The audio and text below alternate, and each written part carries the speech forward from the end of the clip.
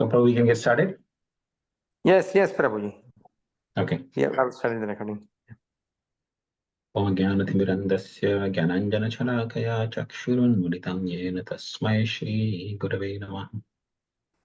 Vanchakalpatarubhyascha Kripa Sindhubhya Vacha Patitanam Pavanebhyo Vaishnavebhyo Namo Namah. Shri Krishna Chaitanya Prabhu Nityananda Shri Advaita Gadadhar Shri Vasadi Gaura Bhakta Vrinda Hare Krishna Krishna Krishna Hare Hare Hare Rama Rama Rama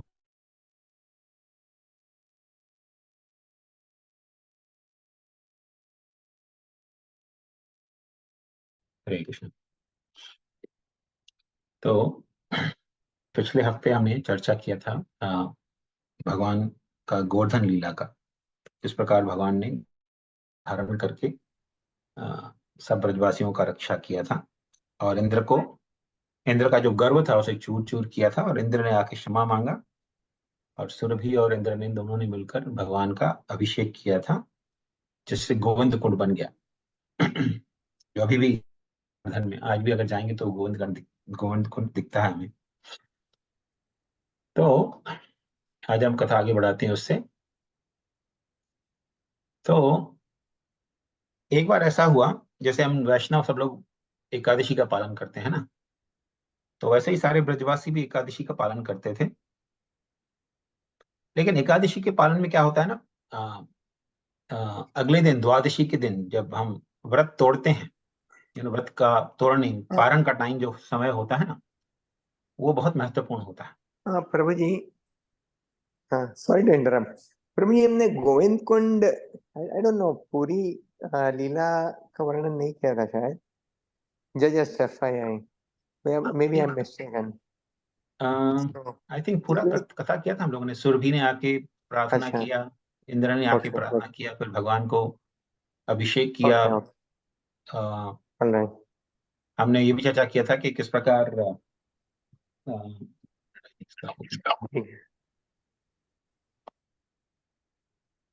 किया था कि किस प्रकार इंद्र ने अपने ऐरावत के द्वारा, क्या कहते हैं, स्वर्ग की जो गंगा है, जिसे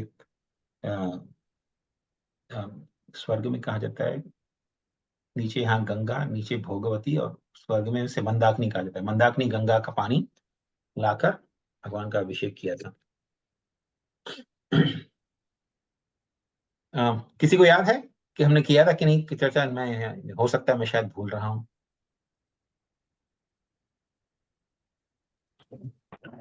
हमने खाली इंद्र देवता माफी मांगने के लिए आए, वहां पर हमने अंत किया था। फिर इंद्र देवता और कृष्ण में क्या वार्तालाप हुआ वो बाकी है। अच्छा, नंद महाराज के यहाँ पे गोप सब बैठे हुए थे कि अपना असाधारण बालक है, वो आपने चर्चा बताई थी, मगर ये बाकी है कि इंद्र देवता और श्री कृष्ण में क्या वार्तालाप हुआ। अच्छा, ठीक है। तो शायद फिर मेरे से गलती हो गया होगा, मैं भूल गया होगा। ओके, तो ठीक है। फिर इंद्र, जब हमने चर्चा किया था कि किस प्रकार भगवान ने सभी ब्रजवासियों को घर भेज दिया और घर पे जाकर ब्रजवासियों में और नंद महाराज में चर्चा हो रही थी, ठीक है, कि कृष्ण कोई साधारण व्यक्ति नहीं लगते, कैसे उन्होंने गोवर्धन को उठा लिया। और इस तरफ कृष्ण जो थे वो अकेले थे यहाँ गोवर्धन के पास, तो वहां पर इंद्र सुरभि माता के साथ, सुरभि गाय के साथ कृष्ण के पास आते हैं। तो इंद्र जो थे बहुत ही शर्मिंदा थे। अभी उन्हें एहसास हो गया था कि मैंने बहुत बड़ी गड़बड़ की है, मैंने भगवान कृष्ण और उनके भक्तों के प्रति बड़ा अपराध किया है। तो उस अपराध का बोध होते हुए वो भगवान कृष्ण को एक एकांत जगह में भगवान के पास आए और अपना जो मस्तक था, अपना जो सर था, जिसपे मुकुट धारण किए हुए थे वो, क्योंकि राजा हैं, इंद्र स्वर्ग के राजा हैं तो मुकुट पहनते हैं, उस मुकुट के साथ उन्होंने भगवान कृष्ण के चरणों पर अपने सिर को रख दिया। तो अभी इंद्र ने जब भगवान का ये लीला देखा था, किस प्रकार ने भगवान ने गोवर्धन धारण किया था, तो उन्हें अपने गलती का एहसास हो गया और हाथ जोड़कर इस प्रकार वो भगवान से प्रार्थना करने लगे। सुंदर सुंदर प्रार्थना की भगवान को कि भगवान, आप तो हमेशा विशुद्ध सत्व में स्थित रहते हैं और आपके अंदर रजो और तमोगुण का लेश मात्र भी क्या कहते हैं, नहीं है। आप रजो तमोगुण से परे हैं, आप विशुद्ध सत्व में स्थित हैं। आ, तो लेकिन सामान्य जो जीव होते हैं उनके अंदर काम, क्रोध और ईर्ष्या, द्वेष वगैरह जो होता है, ये प्रचुर मात्रा में रहता है। क्योंकि वो भौतिक स्तर पे रहते हैं तो उनके अंदर ये सब चीजें रहती हैं। क्योंकि इंद्र को बोध था कि उनको क्रोध आ गया था कृष्ण के ऊपर, तो इसलिए बोल रहे हैं कि हम बद्ध जीवों को तो आ, ये काम, क्रोध और मत्सरता में रचे पचे रहते हैं ये लोग, है ना। मतलब अपने आप को ही बोल रहे थे कि मैं भी बद्ध जीव हूँ। लेकिन आप जो है भगवान जब दंडित करते हैं ना ऐसे लोगों को, तो वो दंडित करने का उद्देश्य उनको दंडित करना नहीं, लेकिन धर्म की रक्षा करना होता है और उन्हें नियंत्रित करके उनका ही भला करते हैं। आप पिता के जैसे हैं, पिता जैसे गुरु होते हैं या पिता होते हैं, है ना। वो कभी कभी अपने शिष्यों को दंड देते हैं या पिता पुत्र को दंड देता है कभी। लेकिन वो दंड जो होता है, गुरु के द्वारा शिष्य को दंड देना या पिता के द्वारा पुत्र को दंड देना, वो ईर्ष्यावश नहीं होता है, वो उस बालक की भलाई के लिए होता है। उसी प्रकार आप नाना अवतारों में प्रकट होकर जब खलों को दंडित करते हैं या असुरों को दंडित करते हैं, या जो बद्ध जीव हैं जो आपसे ईर्ष्या करते हैं उनको दंडित करते हैं, तो ये केवल आपकी कृपा का ही अ, एक आपकी कृपा ही होती है उनके ऊपर। मेरे जैसे मूर्ख जो होते हैं, जो बहुत ही अभिमानी होते हैं, अपने आप को पूरे संसार का स्वामी समझते हैं, अ, वो भी आपके जो समय रूप का, आपका जो काल रूपी रूप है, क्योंकि देखिए संसार में भगवान का रूप है काल के। काल जो ऐसा एक चीज है जिसको कोई भी पार नहीं कर पाता। काल को नियंत्रित कोई नहीं कर पाता। सब लोग काल के नियंत्रण में रहते हैं। चाहे इंद्र हैं, इंद्र जो स्वर्ग के राजा हैं, वो भी काल के अधीन रहते हैं।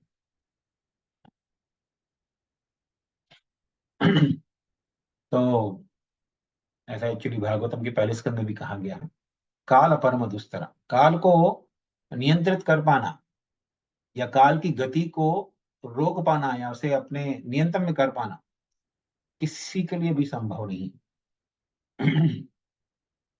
हालांकि बड़े बड़े असुर हो चुके हैं, रावण, हिरण्यकशिपु, कोई भी काल को नियंत्रित नहीं कर पाया। लेकिन काल के वशीभूत होकर ही सारे के सारे शक्तिशाली लोग, असुर भी मारे गए। तो इंद्र कहते हैं कि आप इस प्रकार दंडित करते हैं बद्ध जीवों को केवल उनके भले के लिए। मैं अभिमान के वशीभूत होकर मैंने आपके प्रति अपराध किया है, आप कृपया मुझे क्षमा कीजिए। मेरी बुद्धि भ्रमित हो गई थी, लेकिन आशीर्वाद दीजिए कि मेरी बुद्धि जो है, मेरी चेतना जो है, फिर से दूषित ना हो। मैं आपके चरणों के प्रति दासत्व भाव को हमेशा रखूं अपने हृदय में।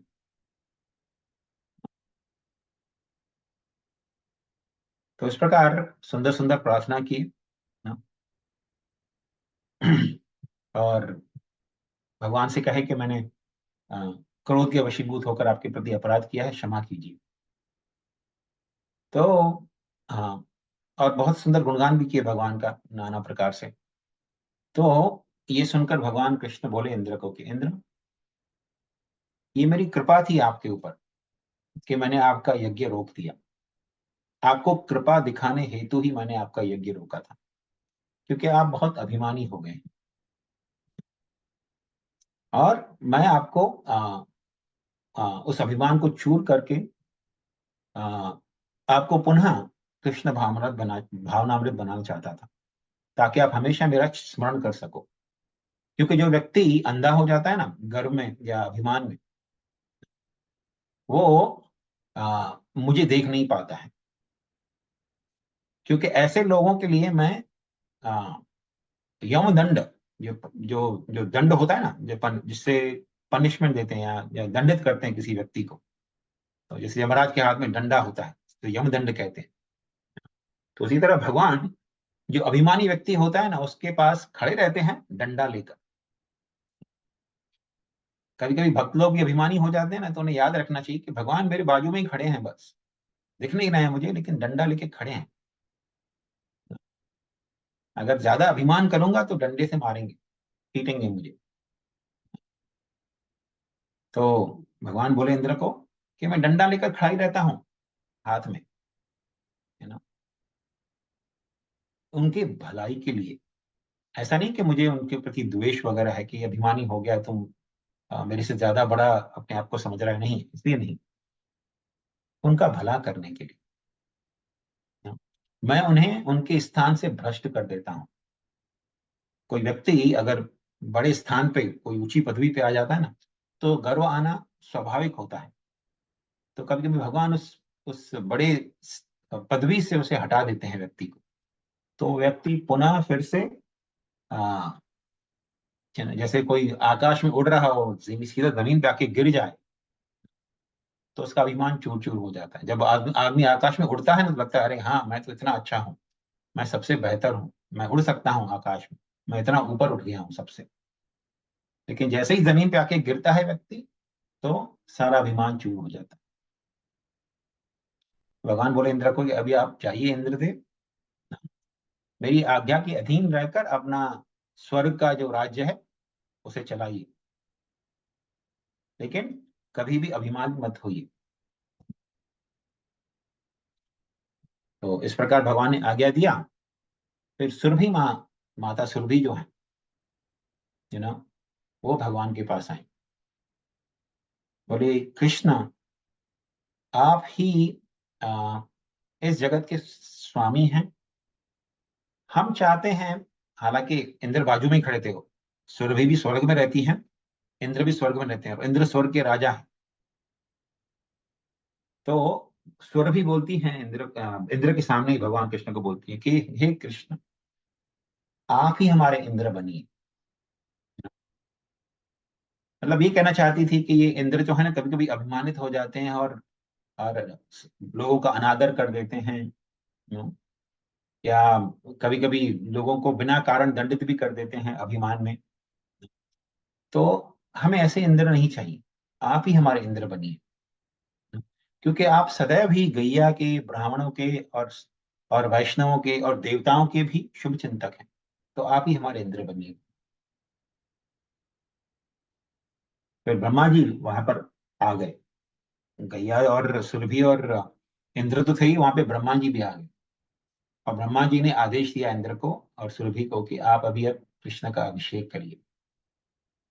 तो इस प्रकार ब्रह्मा जी के आदेश पर इंद्र जो हैं और सुरभि दोनों ने मिलकर भगवान का अभिषेक किया।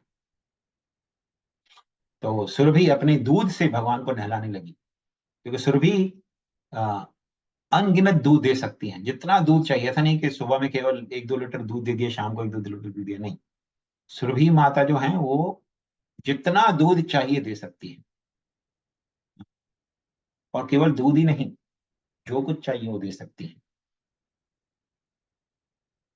और फिर इंद्र की माता अदिति भी वहां आ गई, है ना। फिर अदिति ने आज्ञा दिया इंद्र को कि आप भी भगवान का, कृष्ण का अभिषेक करिए, है ना। तो इंद्र जो है ऐरावत से कहे, अपना जो ऐरावत था उनका हाथी, उसको बोले आप गंगा से, जो स्वर्ग में गंगा बहती है, गंगा तीनों लोकों में बहती है, स्वर्ग में बहती है, पृथ्वी पर भी बहती है, और नीचे के लोकों में भी बहती है। तो स्वर्ग में जो गंगा बहती है उसे मंदाग्नि गंगा कहते हैं, और जो यहाँ पर इस भूतल पे गंगा रहती है उसे गंगा कहते हैं। या कभी कभी उसे क्या नाम है, जो राजा थे जिन्होंने उनको पृथ्वी पर लाया था, भगीरथी, भगीरथ महाराज ने लाया था। तो भगीरथी भी कहते हैं यहाँ से, गंगा को यहाँ पर भगीरथी भी कहते हैं। या इस पृथ्वी पर गंगा का एक और नाम है जाह्नवी। तो इस पृथ्वी पर गंगा कई नामों से जानी जाती है, एक तो गंगा और एक भगीरथी, क्योंकि भगीरथ महाराज ने प्रार्थना किया था गंगा को, और गंगा को मनाया था कि आप पृथ्वी पर आइए। और फिर गंगा ने उनसे कहा था कि मेरा वेग पृथ्वी सहन नहीं कर पाएगी, तो आप कोई अरेंजमेंट करिए जिससे मेरा वेग कोई सहन सब कर सके, क्योंकि इतने ऊपर से स्वर्ग से मैं गिरूंगी, इतने वेग से पानी गिरेगा तो ये पृथ्वी को चीरते हुए नीचे नीचे के लोगों में चला जाएगा, you know, फिर आपका कार्य सिद्ध नहीं होगा। तो फिर भगवान शिव जी की आराधना की भगीरथ महाराज ने, और शिव जी ने कहा कि ठीक है, मैं गंगा को अपने सर पे धारण करूंगा। तो इस प्रकार गंगा का नाम पड़ गया भगीरथी, क्योंकि भगीरथ महाराज के द्वारा प्रसन्न होकर उन्होंने अ, इस पृथ्वी पर अवतरित हुई थी। और फिर जब गंगा भगीरथ महाराज को पीछे पीछे चल रही थी, क्योंकि भगीरथ महाराज के पूर्वज जिन जो कि क्या कहते हैं, भस्म हो गए थे अपने अपराध के कारण, उन्होंने अपराध किया था, क्या कहते हैं, कपिल मुनि का, तो इसलिए भस्म हो गए थे। तो उनके अ, उद्धार का एकमात्र कार एकमात्र तरीका था जो कपिल मुनि ने बताया था, कि गंगा का पानी जब इनको छुएगा, कि इनकी भस्म को छुएगा, तो इनको मुक्ति मिल जाएगी। शरीर तो जल के भस्म हो गया था, लेकिन भस्म पड़ी थी वहां पर, भस्म और हड्डियां वगैरह पड़ी थी। तो बोले गंगा जब छुएगी, गंगा का पानी आगे छुएगा इन्हें, तब इन्हें मुक्ति मिल जाएगी। तो आज भी देखते हैं हम लोग, अपने पिता का या किसी का भी घर में जो मृत्यु होती है, तो भस्म और हड्डियां वगैरह लेकर गंगा में विसर्जित करने जाते हैं, ताकि उनके परिवार के सदस्यों को मुक्ति मिल सके, जन्म मरण के चक्कर से छुटकारा मिल जाए।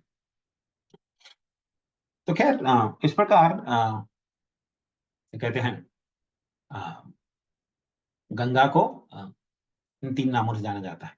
और जब वो गंगा पीछे भी चल रही थी भगीरथ महाराज के, तो झानु मुनि के आश्रम को उन्होंने पूरा बाढ़ ला दी वहां पे। तो झानु मुनि को बहुत क्रोध आ गया, तो पूरी गंगा का पानी पी गए। और फिर भगीरथी महाराज ने उनको प्रार्थना किया कि महाराज ऐसा मत करिए, गंगा का पानी बहुत ही अनिवार्य है मेरे लिए, नहीं तो मेरे पूर्वजों का उद्धार नहीं होगा। तो फिर गंगा को झानु मुनि ने अपने कान से छोड़ा। तो ऐसा हो गया कि मानो गंगा ने फिर झानु मुनि के कान से जन्म ले लिया, तो इसलिए उन्हें झानवी भी कहा जाता है। तो गंगा यहाँ पे 3 नाम जाती है, लेकिन स्वर्ग में बहती है वो गंगा। तो इस गंगा का प्रादुर्भाव हुआ था भगवान वामन देव के चरणों से, जो ब्रह्मा जी ने अपने कमंडलों में धारण किया था, फिर वहां से स्वर्ग पे छोड़ते हैं। तो वही गंगा का पानी जो है इस पृथ्वी पर आता है, और वहीं पृथ्वी से फिर वो नीचे के लोकों में भी जाता है। नीचे के लोकों में वो मंदाकिनी के नाम से जानी जाती है, मंदाकिनी गंगा। तो इन ऐरावत जो था वो स्वर्ग से जो गंगा बहती है, पृथ्वी की नहीं। हालांकि वो पृथ्वी पर अभिषेक कर रहे थे भगवान का, लेकिन स्वर्ग में जो गंगा बहती है, वहां से अपनी सूंड में पानी भरकर लेकर आए, और फिर भगवान कृष्ण का अभिषेक करने लगे। तो इस प्रकार देवता, ऋषि मुनि गण, ब्रह्मा जी, you know, तो वो सब मिलकर भगवान कृष्ण का अभिषेक करने लगे।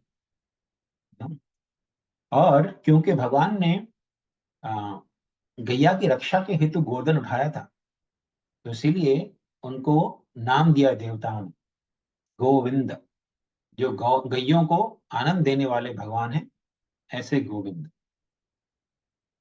वहां पर नारद मुनि भी थे, गंधर्व भी आ गए थे, वो सब विद्याधर, चारण, सब आकर भगवान के गुणगान कर रहे थे। जो भगवान ने लीला किया था गोवर्धन का, वो लीला को गीत में गाकर गाने लगे, और भगवान के अन्य लीलाओं का भी गुणगान करने लगे। तो इस प्रकार भगवान का अभिषेक किया गया। जो अभिषेक का जो पानी था, उसे वहां पर गोवर्धन में ही एक कुंड बनाकर वहां पर एकत्रित किया गया। बाद में वो सब पानी जो है आज भी स्थित है, वो कुंड देखने को मिलता है अगर आप जाएंगे गोवर्धन में। तो वो कुंड अभी भी वहां पर स्थित, जिस जो भगवान के अभिषेक के द्वारा पानी एकत्रित हुआ था, उसे गोविंद कुंड का नाम दिया गया। तो इस प्रकार इंद्र और सुरभि भगवान कृष्ण का अभिषेक कर कर वापस अपने स्वर्गलोक चले गए, और सारे देवता ऋषिगण सब अपने अपने घर पे चले गए, धाम पे चले गए। तो इस प्रकार भगवान ने बहुत सुंदर से गोवर्धन का लीला किया था, और गोवर्धन लीला के पश्चात उनका अभिषेक किया गया इंद्र और सारे देवता और सुरभि माता के द्वारा। अब आ, कुछ थोड़े दिनों बाद एकादशी का उत्सव हुआ। तो एकादशी में क्या होता है ना, भक्त लोग एकादशी का व्रत करते हैं। हमारे देखिए वैष्णव पद्धति होती है, वैष्णव एकादशी का व्रत करते हैं हमेशा। तो आजकल तो खैर एकादशी में भक्त लोग अनुकल्प जैसा भोग होता है वो खाते हैं, प्रसाद को भगवान को अर्पित करके। अनुकल्प अर्थात जो जिसमें कोई भी ग्रेन्स वगैरह ना हो, कोई भी अन्न इत्यादि ना हो, अन्न वगैरह या कोई भी दालें वगैरह ना हो, कोई बीन्स वगैरह ना हो, तो ऐसा भोजन भगवान को भोग लगाकर खाते हैं भक्त लोग एकादशी में। लेकिन हकीकत में अ, पहले के जमाने में लोग एकादशी का व्रत करते थे बिना कुछ खाए पिए, कुछ भी नहीं खाते थे भक्त लोग। ऐसा एक्चुअली कथा भी आता है, ब्रह्म पुराण में एक कथा आता है। एक राजा थे, अ, जो जम्बू द्वीप पर, पूरे जम्बू द्वीप के राजा थे। इस पृथ्वी को भी जम्बू द्वीप का हिस्सा माना जाता है, लेकिन वो जम्बू द्वीप के राजा थे। तो उन्होंने अपने राज्य में, वो वैष्णव थे, उन्होंने अपने राज्य में एकादशी का व्रत जो है वो अनिवार्य कर दिया था। मतलब हर एक व्यक्ति को एकादशी का व्रत पालन करना ही पड़ेगा। और कैसा व्रत करना है? बिना कुछ खाए, बिना एक जल की बूंद पिए। और सब लोग पालन करते थे उनके राज्य में। अभी कोई बोलेगा अरे कोई गर्भवती स्त्री होगी तो वो कैसे करेगी? नहीं, उनके राज्य में इवन गर्भवती स्त्री भी करती थी, कभी एकादशी का व्रत नहीं तोड़ती थी, ना कुछ खाते थे, ना एक बूंद पानी पीते थे। बोले, कई लोग बोलते हैं बूढ़े लोग नहीं कर सकते। नहीं, बूढ़े लोग भी करते थे, बच्चे भी करते थे उनके राज्य में एकादशी का व्रत। सभी के लिए अनिवार्य था। तो एकादशी का व्रत भगवान कृष्ण को इतना प्रिय होता है कि उस एकादशी के व्रत के कारण ही उन राजा के राज्य में पूरे जम्बू द्वीप के जितने भी मनुष्य थे, सारे के सारे मनुष्य जीवन के अंत में भगवत धाम चले जाते थे। तो नर्क जाने का जो रास्ता था वो सुनसान पड़ गया था, एकदम खाली हो गया था एकदम। और यमराज को चिंता भी हो गई थी। बड़ा सुंदर लीला आता है उसका। यमराज को चिंता हो गई कि अरे इतने सालों से एक व्यक्ति भी नहीं आया पूरे जम्बू द्वीप से इस नर्कलोक की तरफ, तो मैं तो खाली बैठा हुआ हूं, मेरा कुछ कामकाज ही नहीं है, ठप पड़ गया है पूरा काम। हालांकि वो वैष्णव तो, यमराज वैष्णव है, बहुत खुश होते हैं ऐसी चीज से, लेकिन फिर भी उनको वेतन मिलता है ना। वो वो राजा हैं इस नर्कलोक के, जो यमपुरी के जो राजा हैं, तो उनको कामकाज के लिए वेतन मिलता है उनको। कुछ नो भगवान से वेतन मिलता है, तो बोले वेतन मैं ऐसे ही ले रहा हूँ बिना कुछ काम काज किए, मुझे ऐसा काम नहीं चाहिए।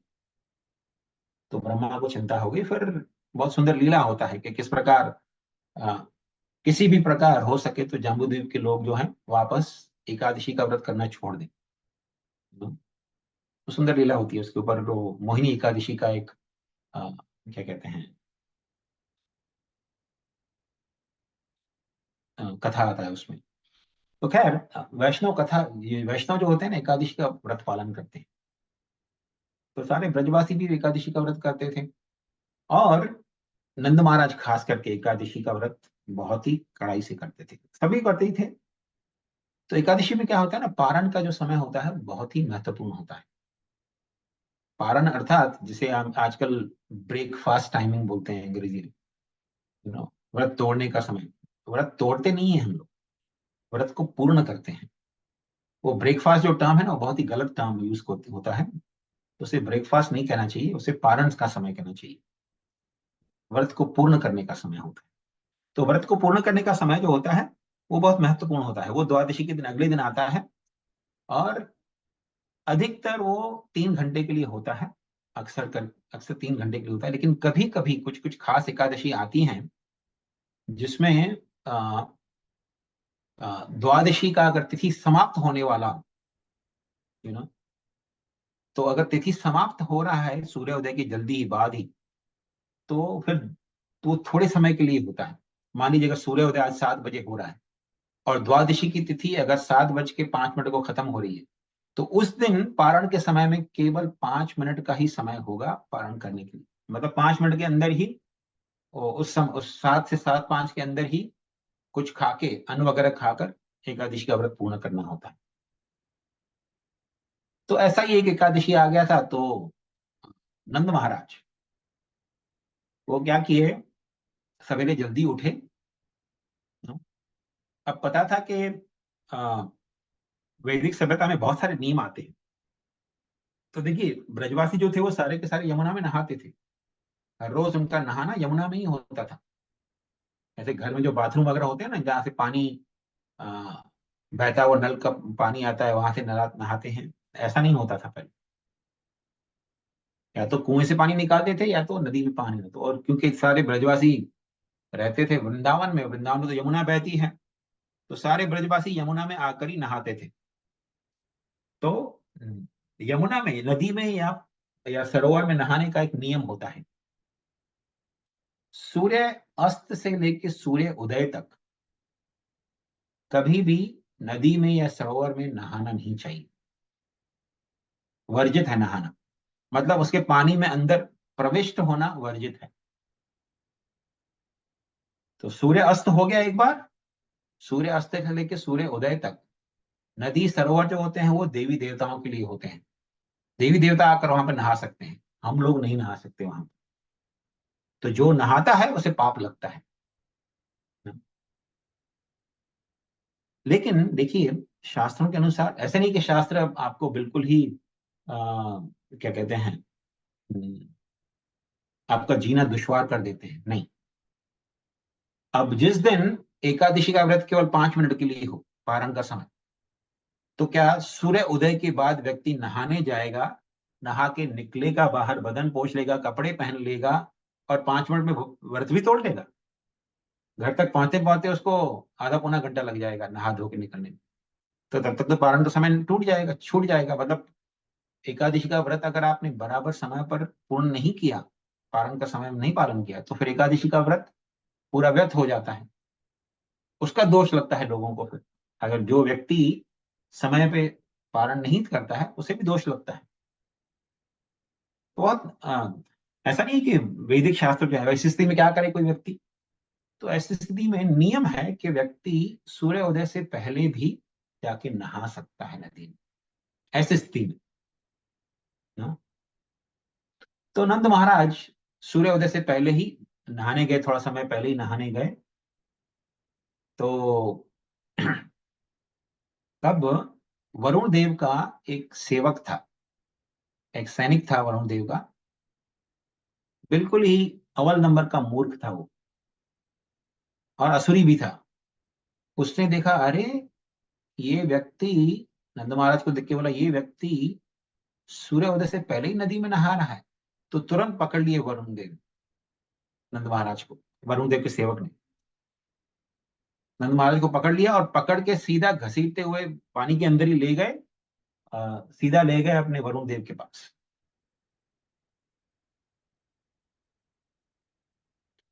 अब नंद महाराज को वरुण देव के पास ले गए दंडित कराने के लिए।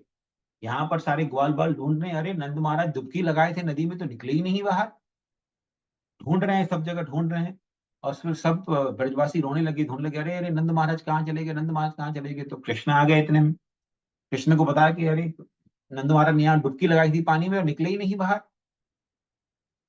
तो कृष्ण तो भगवान है, समझ गए क्या हुआ। तो कृष्ण जो है वो यमुना में प्रवेश किए और सीधा डुबकी लगाकर चले गए वरुण देव की सभा में। जो वरुण देव पानी के अंदर रहते हैं,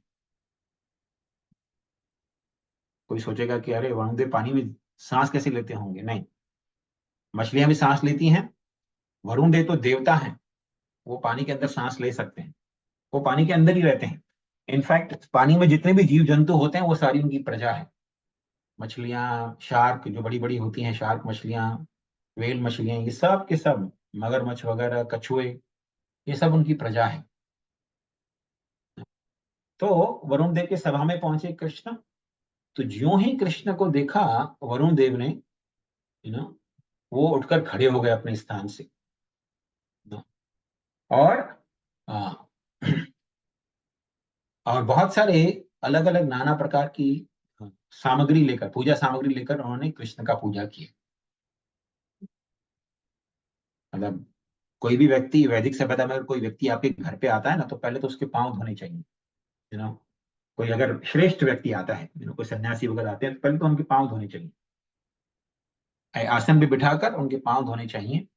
कोई व्यक्ति हो सके तो उनको पंखा झुलाए, आजकल तो फैन चालू कर देते हैं, लेकिन कोई पंखा झुलाए उनको, और फिर उनको आरती अर्पित करते हैं, धूप अगरबत्ती से, या और घी, जो घी लैंप होता है, दिए से, और पानी, शंख में पानी और कपड़ा अर्पित करते हैं, फूल अर्पित करते हैं, इस प्रकार पूरा आरती करते हैं। तो वरुण देव ने ऐसे ही कृष्ण को अपने आसन पर बिठाकर उनके पांव धोए और अच्छे से उनका आरती वगैरह किया, और फिर हाथ जोड़कर, दंड महाराज उधर उधर ही खड़े हैं, उसके सामने ही कृष्ण का पूजा किया, और फिर वहां बैठकर हाथ जोड़कर भगवान को प्रार्थना करने लगे। बोले, भगवान आज मेरा ये शरीर जो है ना वो धन्य हो गया, मैंने जो जन्म लिया है मेरा जन्म धन्य हो गया, मेरे जीवन का जो परम उद्देश्य है वो मुझे प्राप्त हो गया आज, क्योंकि मैं जो आपके हमेशा आपके चरणों की पूजा करता रहता हूँ, जो हमेशा आपके चरणों को अपने हृदय में चिंतन करने का प्रयत्न करता रहता हूँ, आज मेरा उद्धार हो गया इस जन्म मरण के चक्कर से, क्योंकि आपने अपने चरण जो है मेरे यहाँ, मेरे घर पे लाकर रखे हैं। तो अब मुझे भौतिक प्रकृति से, मुझे अज्ञान से कोई भय नहीं है, क्योंकि जिस व्यक्ति के घर में आपके चरण पड़ जाएं, वो व्यक्ति कभी भी किसी भी प्रकार से अज्ञान में नहीं पड़ सकता।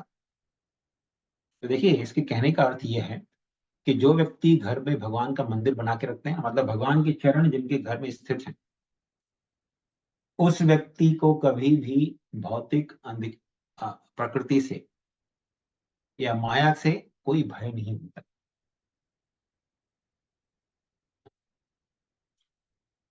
फिर इंद्र बोले भगवान कृष्ण को, ये आपके पिताजी यहीं पर हैं, आपके सामने ही बैठे हैं, इनको मेरा एक मूर्ख, अज्ञानी और आसुरी प्रवृत्ति वाला सेवक जो है वो उठाकर लाया था, तो कृपया आप हमें क्षमा कीजिए।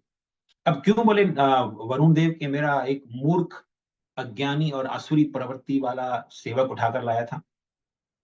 मूर्ख क्यों हुआ वो? मूर्ख इसलिए हुआ कि अगर कोई व्यक्ति मान लीजिए नियम तोड़ा है ना, आप देखिए कोर्ट में भी अगर कोई व्यक्ति लाया जाता है कोर्ट में, करे इसने किसी का खून कर दिया, तो पहले तो जानने को तो कोशिश करते क्यों किया, क्यों हो भाई, इसने किसी का खून क्यों किया, कारण क्या था। फिर जब पता चलता है कि अरे दोनों के बीच में झगड़ा हो गया था और बहुत ही हीटेड आर्गुमेंट हो गया था, एक दूसरे को मारने बता रहे थे, तो तब इस गुस्से में इस व्यक्ति ने मार डाला, तो फिर जज जो है इतना कठोर दंड नहीं देते हैं। या अगर मान लीजिए जज को पता चला कि अरे जो व्यक्ति मारा गया वो एक अपराधी था, वो बंदूक लेकर मारने गया था ऐसे, तो इस व्यक्ति ने अपने बचाव के लिए उसे मार डाला, तो फिर कोई दंड नहीं मिलेगा उस व्यक्ति को, उसने अपने बचाव के लिए उसे मार डाला, है ना। तो पहले तो पता करना चाहिए कि व्यक्ति ने नियम तोड़ा है या कुछ अपराध किया है तो क्यों किया है। इस सेवक ने जानने का प्रयत्न ही नहीं किया कि भाई क्यों क्यों इसने अपना नियम तोड़ा। नंद महाराज कोई साधारण व्यक्ति तो है नहीं, तो ये भी नहीं जानते थे कि नंद महाराज जो हैं असाधारण व्यक्ति हैं, इसीलिए अज्ञानी हैं, मूर्ख हैं क्योंकि पता नहीं किया कि क्यों उसने नियम तोड़ा है, अज्ञानी है क्योंकि इसे पता नहीं था कि नंद महाराज हैं कौन। अब मान लीजिए अगर कल को कोई बहुत ही वरिष्ठ व्यक्ति, बहुत ही प्रतिष्ठित व्यक्ति ना, उसे कोर्ट में लाया जाए ना, तो क्या जज बिना जाने की व्यक्ति है कौन, मान लीजिए प्रेसिडेंट है जैसे जो बाइडेन है, कभी कुछ गलती कर दी, उनको कोर्ट में लाया गया, तो क्या उनको सामान्य व्यक्ति की तरह, एक क्रिमिनल की तरह ट्रीट करेंगे? नहीं, है ना।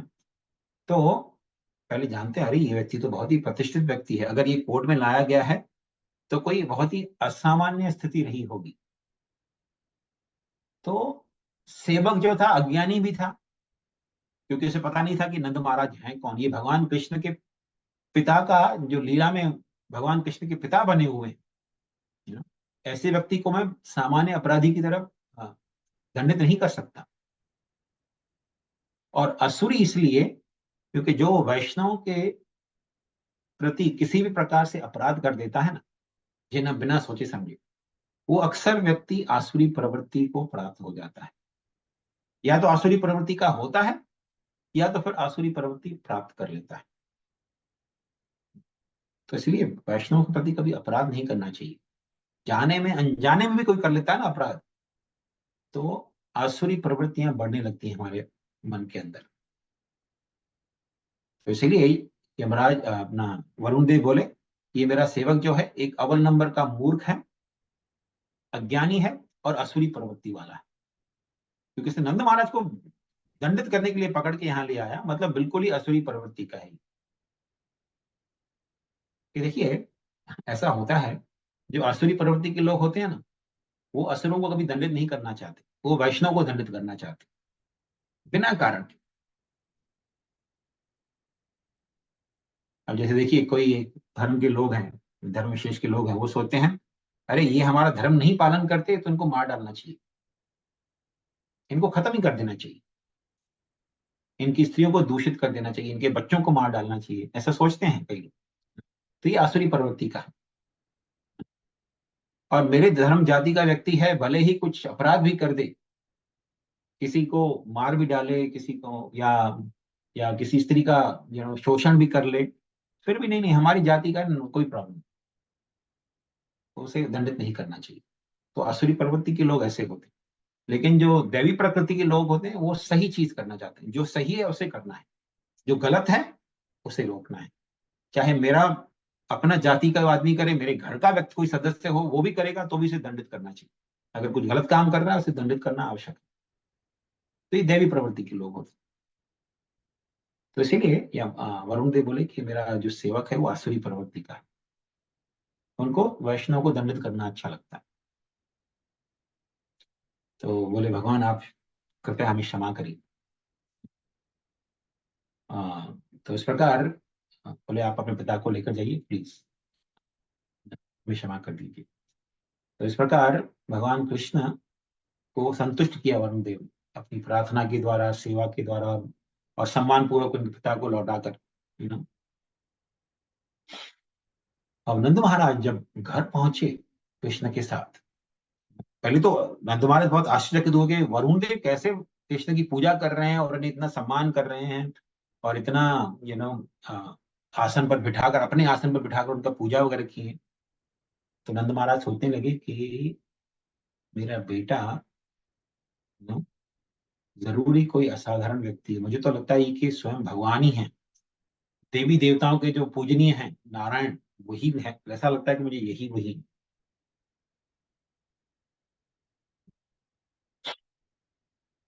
तो जब आके उन्होंने ग्वालों को बताया तो ग्वाल भी ऐसे सोचने लगे, अरे हमें तो ऐसा लगता है कि कृष्ण जो है यही नारायण है। तो फिर ग्वाल बाल सोचने लगे, अगर कृष्ण नारायण हैं, यही भगवान हैं, तो क्या ये हमें जन्म मरण के चक्कर से छुटकारा देंगे? क्या हम कभी भगवत धाम जा पाएंगे? अब देखिए ये सारे भगवान के पार्षद हैं, सदैव भगवान के साथ ही रहते हैं, लेकिन जब लीला में है भगवान के साथ, इस भौतिक प्रकृति में स्थित हैं, तो सोचते हैं अरे क्या हमारा भी उद्धार होगा, क्या हम भी भगवान के धाम जा पाएंगे? तो भगवान कृष्ण उनका भाव समझ गए, फिर उन सबको ले गए, सारे ब्रजवासियों को ले गए एक वृंदावन में एक जगह है अक्रूर घाट, इससे हम भविष्य में आगे पता चलेगा, जहां पे अक्रूर ने नहाया था। जब अक्रूर लेने आते हैं कृष्ण को, तो वहां पर नहाने जाते हैं अक्रूर एक घाट पर, तो उसे अक्रूर घाट कहा जाता है। तो उसी अक्रूर घाट के पास ही ले गए भगवान कृष्ण सारे ब्रजवासियों को, और वहां उनसे कहा कि आप नदी में जाके स्नान करिए। और जब स्नान करने लगे तो वहां पर नदी के अंदर ही भगवान ने उनको दर्शन दिया वैकुंठ का, क्योंकि ब्रजवासी तो वैकुंठ नहीं जाने वाले थे, वो तो भगवान कृष्ण के गोलोक धाम जाने वाले थे। वो तो गोलोक के वासी हैं, भगवान के साथ ही रहते हैं हमेशा। लेकिन फिर भी भगवान ने उनकी उस क्या कहते हैं उत्कंठा को शांत करने के लिए उनको वैकुंठ के दर्शन करवाए। इस प्रकार भगवान कृष्ण ने नंद महाराज की रक्षा की और सारे ब्रजवासियों को संतुष्ट किया वैकुंठ के दर्शन करा के। तो आज हम ये कथा यहाँ पर समाप्त करते हैं। अगले हफ्ते बहुत ही सुंदर भगवान की जो रासलीला है वो शुरू होगा, तो उसका हम कथा अगले हफ्ते से करेंगे। हरे कृष्ण। थैंक यू प्रभु जी। हरे कृष्ण प्रभु जी। हरे प्रभु जी। कृष्ण। हरे कृष्ण। जय हो, जय हो। Thank you very much, sir. Krishna Prabhu. Hari Hari.